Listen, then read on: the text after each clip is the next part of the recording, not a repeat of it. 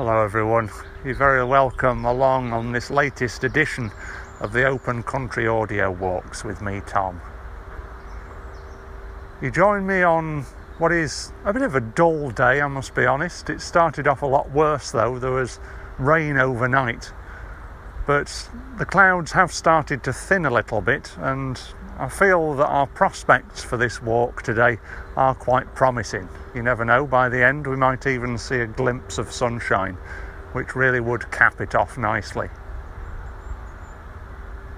The walk that you join me on today is going to be around an abandoned water treatment works plant. Now, you may be thinking at this point, Tom, you're not really selling it to me. In fact, it sounds like you're scraping the barrel a little bit there. But I think quite the contrary. I think we could be in for quite a treat today. I'm always amazed at how nature can take hold, especially around man-made things that are no longer in use. And I think evidence of that will be in abundance on this walk today. Already, despite the hum of industry in the background, the bird song just pierces through. I think that's a good omen for everything that we're going to experience along the way today.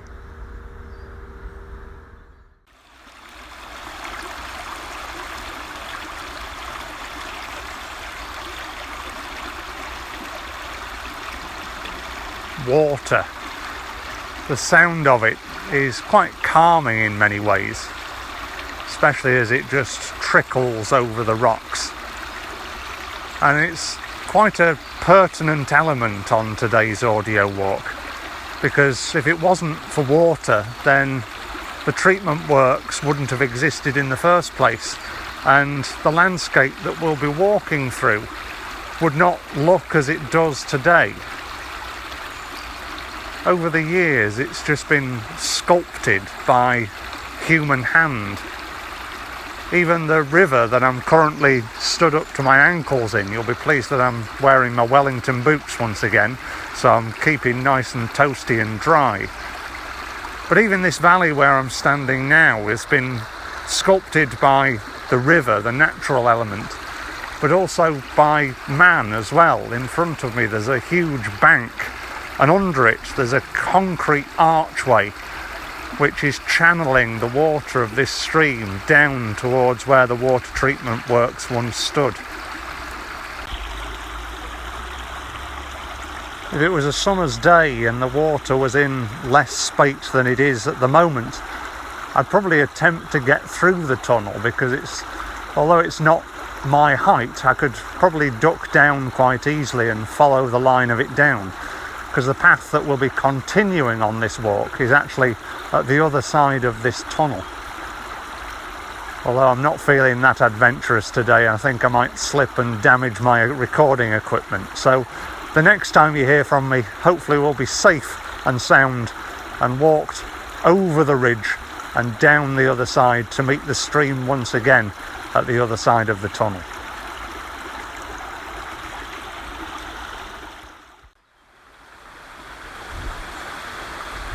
There we go, we've made it nice and safely back down to the stream. It was quite a boggy, slippery, steep path down, but thankfully managed to keep upright, and now back on the nice level ground following the bank of the stream as it flows down into the valley beyond. If I peer round the edge of the tunnel, I can see the light at the end of it where we started a little while ago. I must remind myself to come back in the summer and attempt to get through it. The other thing that struck me as we've dropped down into this wooded valley is the smell of the wild garlic, which is just starting to come through. It's a real icon of early spring. These flat, sprouting, beautifully verdant green leaves coming out of the ground that give off this really pungent garlicky smell. If you're not a fan of garlic, then you probably pleased that we don't have smelly audio, but for me, as a real fan of garlic, it just adds that springtime atmosphere to the air and makes me think of warmer days to come.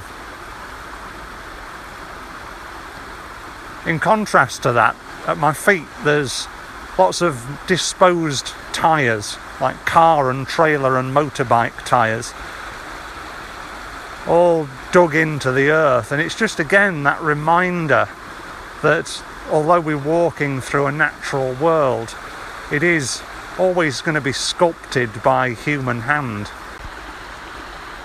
It's never really nice to see elements that aren't going to biodegrade littering the landscape. But as I look at them, nature is taking over them. There's moss growing on them. There are little green shoots in the middle of them that are coming up out of the ground. And I suppose it's, despite the ugliness of these man-made objects strewn on the riverbank, it's heartening in a sense that nature is using them as a home, which I suppose we've got to take heart from, really.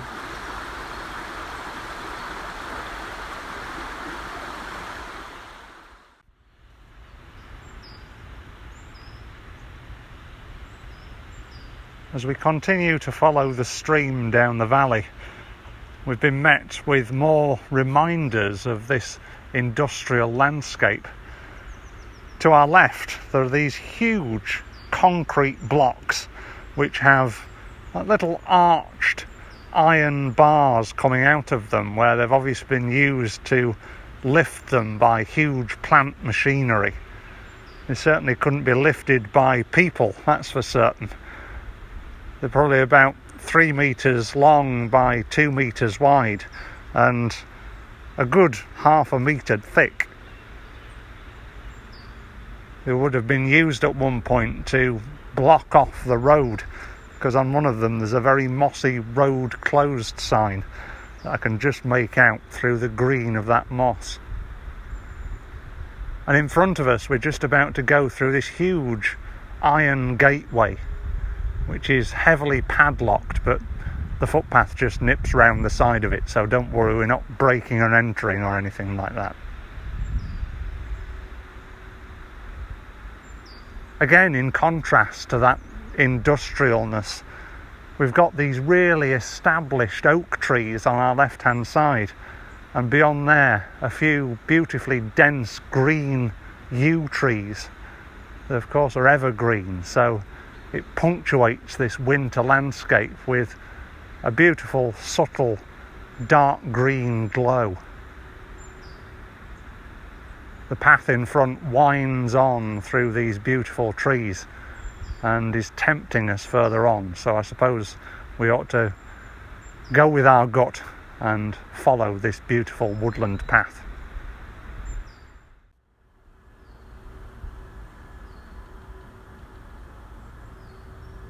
We've now reached this beautifully serene fish pond, or at least it used to be a fish pond. It's now just a derelict body of water with overgrown trees reaching across it. I'm reliably informed that the local hall, which is now training offices and just over the field behind us, used to be a convent.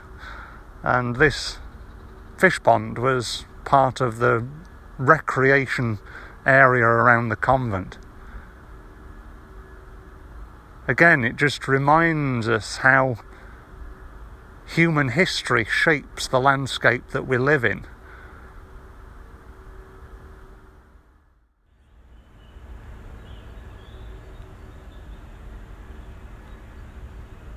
As we leave the wooded area, views of the valley in front of us have just opened up. You can see the river snaking through the hills that sit above it. Some of them clad with trees, others with bare open moorland, which looks quite desolate and bleak on a winter's day like today. To our left, there's a wide open expanse of boggy marshland, and in it there's these willow trees that are just poking up out of the brown barren land, and at their feet is an area of water. We have had quite a lot of rain and snow recently, so this area looks like it's very much a floodplain. Some of the water is actually still frozen, although I've taken a layer off today because it's getting a bit more mild as we work towards the spring. As I look up into the sky, there's a buzzard circling above the trees in front of us.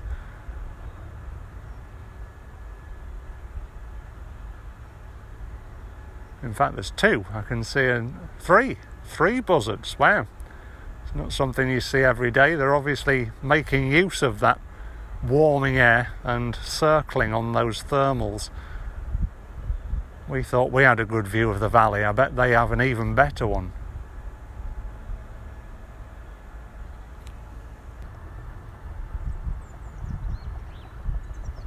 We've now made it to what was once the hub of the old water treatment works. As I look out over the valley beyond, there's a series of humongous pipes that lie across the ground, heading across towards the river, which must have once taken excess water and dumped it in the watercourse. At the end of it, there's these two large blue painted valves that obviously would have once been sluice valves to let the water out through the pipes. Despite the pipes snaking across the valley floor, they're almost being engulfed now by the brambles which are growing over them and the long grasses. Maybe if I return in the summer, you might not even be able to see them as the undergrowth takes over.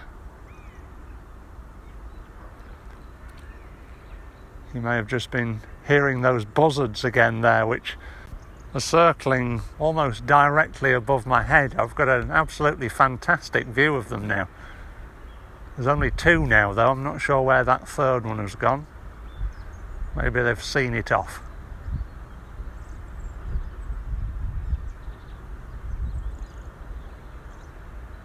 After looking up at those buzzards, I don't really want to look to my right where there's the old water treatment tanks and some buildings which are daubed in graffiti.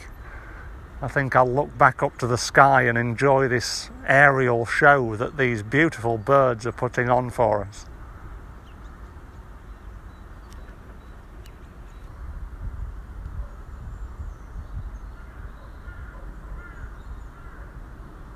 We've now left the buzzards behind and we're back under the cover of dense ancient woodland. Sprawling out in front of us is a mass of ancient oak and beech trees which are stretching high into the sky above us. The woodland is punctuated by these dense prickly holly trees, and again those signs of spring are showing through as I can see the sprouts, the green sprouts of bluebells coming up. I bet this will be a wonderful sight to see when all of those flowers come out later on in the spring. And just on cue, the sun starts to break through the clouds. I said at the beginning we might be lucky enough to see some sun, didn't I? And there we go. It's graced us with its presence. As we walk through this woodland, it also feels like we've left the industry behind as well. It's very much a distant memory as we walk through this natural wonderland.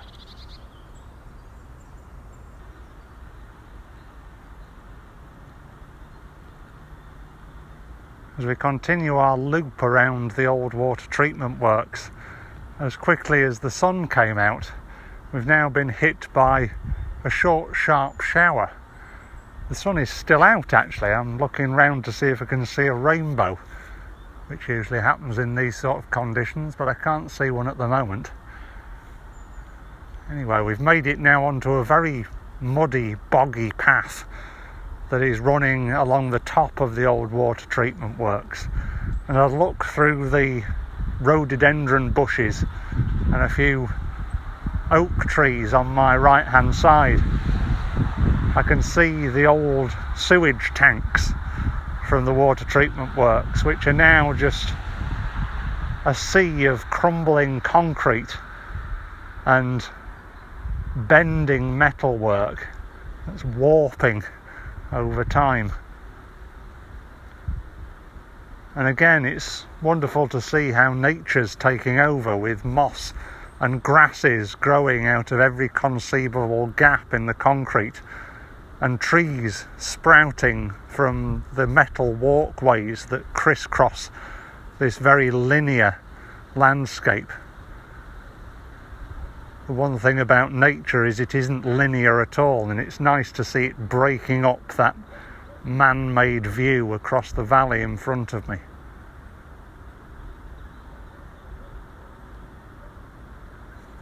As I look around to my left, away from the industrial workings, it's a sea once again of willow trees. And as we head towards the spring, as I keep mentioning, which I'm obviously yearning for, you can see lovely fluffy buds on the end of the branches, ready to burst forth and change the colour of this very brown landscape as it is at the moment to a beautiful verdant green.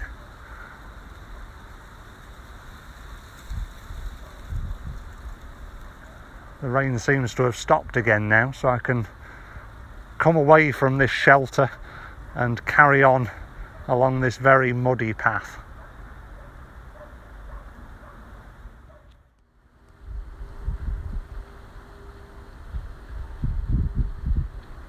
In front of us now is what looks like a pillbox, one of those defensive concrete structures you often see on the coast or dotted in farmland that were used during the war as bunkers to protect vital UK assets, or indeed the UK itself. But this one isn't a pillbox, it's actually an old pumping station which was part of the old water treatment works, and dotted around here are quite a few of these little structures, some of which have doorways that you can actually walk into, and this one's got a little diamond shaped window on the side as well that you can see out of. I'm just going to check that there's nothing untoward in there, and I might have a look in there myself.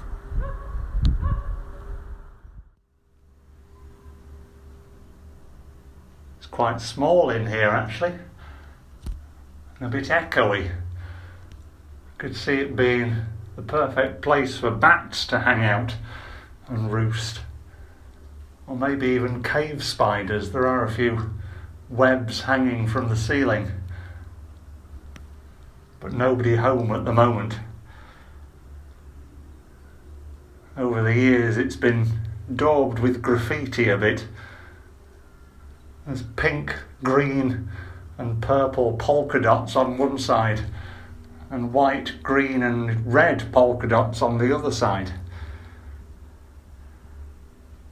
The floor is unfortunately strewn with litter, but it really is an interesting little structure.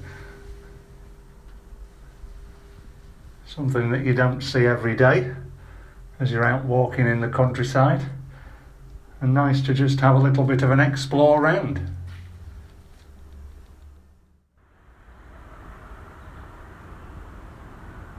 We're now heading back along a long gravel straight track back towards the stream where we started to complete the loop of this walk. And on the left hand side we met with more ancient woodland, and on the right hand side we met with more evidence of industry, although it's a bit more subtle here. There's quite a large bank which I know in the spring and summer was covered with Himalayan balsam, and beyond that just troughs of woody grasses which are obviously where other elements of industry once stood. And lining this track on the left-hand side are these large concrete blocks, which obviously demarcated something at one time. What that is, I'm not quite sure. But again, like we've seen all around this walk today, these little bits of industry are being taken over by nature, grown over by grass, brambles and mosses. If you didn't look carefully into the undergrowth, you probably would miss them and not really know that they were there, especially in the summer. As we're walking today during the winter, they're very much evident, poking out through all the foliage.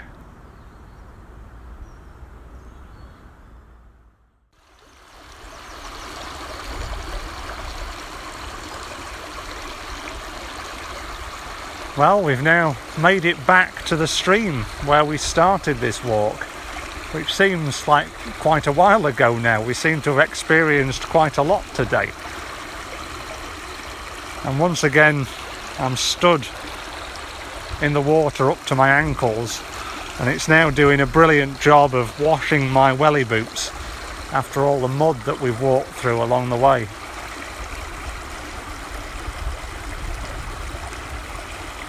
It's amazing to think really what this water flowing through this stream has experienced over the years as industry comes and goes and the landscape continues to change under humanity's hand. But what we have witnessed today is that no matter what happens with the landscape around us, nature will often have the last word, as it takes over things that we forget about and don't necessarily need anymore.